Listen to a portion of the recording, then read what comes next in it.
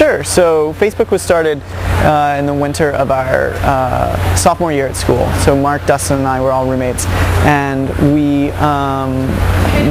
when that summer finally came, the three of us were out here. I was out here for a tiny bit of the summer. They were out here full time, and they decided to stay out here and pursue Facebook completely instead of going back to school.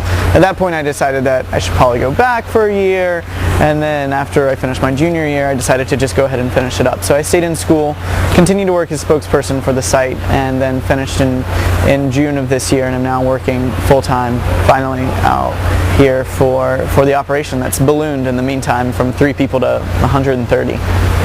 Initially, this was a site that we all thought it was a cool idea for Harvard students, and it was hatched in a dorm room with the idea that maybe a few people at Harvard would use it. But a ton of people, 6,000 people at Harvard signed up within the first 3 weeks. So we made the decision to expand it to other schools to see if it was going to work there as well, and it did, almost magically so. So then we added a few more schools and a few more schools, and over time we've gotten to the point where we now have over 3,000 colleges plugged into the site, over 22,000 high schools, and now 10,000 corporations as well. So the trajectory has very much changed from 2 years ago when it first began. For all 3 of these types of organizations that are now plugged into Facebook, we have colleges, high schools, and corporations. All 3 of them are more or less using them in the same way. They plug in with an email address from their school or from their company, and then they're able to see the profiles of everyone else at their given school or at their company. So the idea is that people are using Facebook as an online community that mirrors the community that already exists in real life. So when you log into Facebook and say you work at Merrill Lynch, you take a look around at profiles, you're going to see other people who work at Merrill Lynch. Say you also went to Dartmouth. So you're part of the Dartmouth network, you can be part of the Merrill Lynch network, and so then you can see everyone who goes to Dartmouth and everyone who works at Merrill Lynch.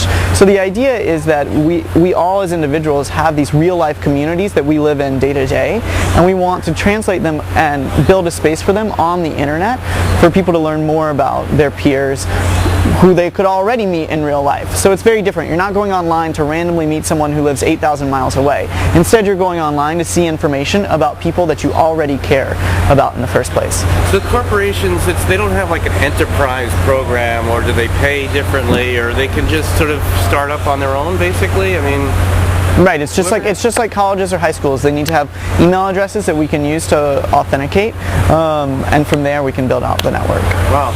Could you mention some of the companies that are using Facebook now? Just they're everyday companies that are companies in the country, like IBM or Apple, or it's not just tech companies.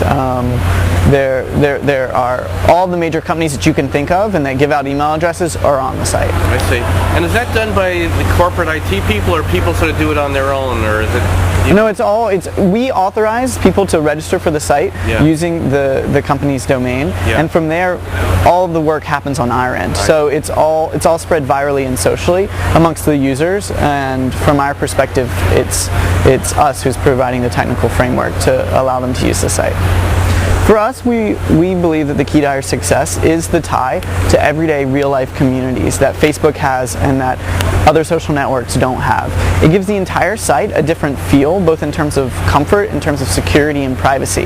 Like those types of values that have defined Facebook since the beginning are what's carrying us through and are what is allowing us to build our user base so consistently over the past 2 years. So we're interested in giving users complete control over their information and allow them to interact with people online that they would already be able to interact with in real life. And so that connection between the immediacy of the screen and the immediacy of the real life that surrounds you in a college dorm or in a cafeteria or what have you is what spells out our success.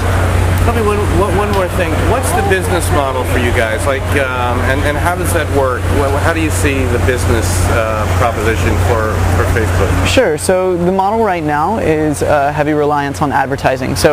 But just like everything on the site, we try to keep the advertising, the businesses that do use Facebook, relevant to our users. Our users are our number one priority, and we've been fortunate up until now in that we've been able to have companies like Apple, for instance, buy something called a sponsored group on the site, which is a group that students can create that has no corporate corporate tie, or that a company can choose to come in and purchase that space and use that space to do giveaways, do promotions, what have you, and that is good for our users because it allows them to another space to interact with people who are interested in a particular brand, and it's good for the companies because it allows them to have a direct connection to the people that like them in the first place, and thereby show those people who like them can show their friends that they like the company, and so it can spread much more virally as a social trend rather than just a simple banner ad that's popped on top of the page. And just one other final question. What is the future of social networking? I mean, I'm not asking what you guys are going to do specifically, but where is it all going? I mean, either in terms of society or global use, or I don't know, kind of where is it heading? It's a good question, and I mean, it's one that we obviously think about all the time. From our perspective, we think that in the long term, the social networks that are going to last are the networks that provide the infrastructure for people to interact with people that they already care about in real life. And so in that sense, social networking, as in terms of like creating a profile, meeting random people, that's fun for a couple months, but what shows longevity is building out a space online where your entire social network is reflected and is able to have interactions with you in a new format, in a new zone of reality, if you will. And so we're seeing that, and just in terms of our numbers of the users who come back to our site, we have over 8 million users, but we're able to be the 7th most traffic site on the entire internet because 2/3 of them are coming back to the site every single day. They're getting up in the mornings, they're taking showers, they're checking their email, they're checking Facebook, or they're going to class, or they're going to work. And it's really embedding itself into an everyday life to an extent where it's sort of hard to get rid of. It's like getting rid of email or getting rid of instant messenger or something like that for a lot of 20-somethings these days. And I think that pattern of activity and that type of behavior is what in the long run is going to continue to propel social networking forward. So the questions about how Facebook's responding to employers checking out Facebook users' information. So what we have is we have extensive privacy settings that we've updated so that users can have complete control over every single morsel of information in their profile. So that means that if you are a college user and you have photos from the party that you went to last weekend, but you want to keep those photos just to other 20-year-olds or just to your friends, for instance, you can go and you can click a radio button and say, only allow these photos to be available to my friends. So if someone is looking at your profile who is not someone that you've made a direct friend connection with, they're not going to be able to see those photos.